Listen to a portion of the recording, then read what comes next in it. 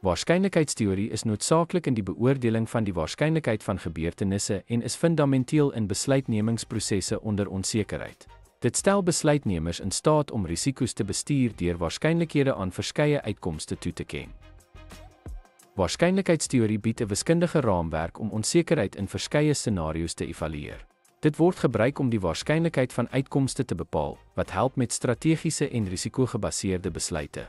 Basiese waarskynlikheidskonsepte sluit in gebeurtenisse, steekproefruimtes en voorwaardelike waarskynlikheid. Die teorie help om te onderskei tussen afhanklike en onafhanklike gebeurtenisse wat besluitneming beïnvloed.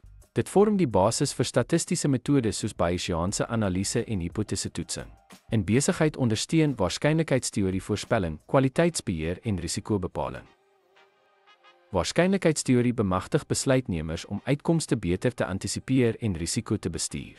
Die toepassing daarvan oor verskillende velde help om onsekerhede aan te spreek en ingeligte keuses te maak.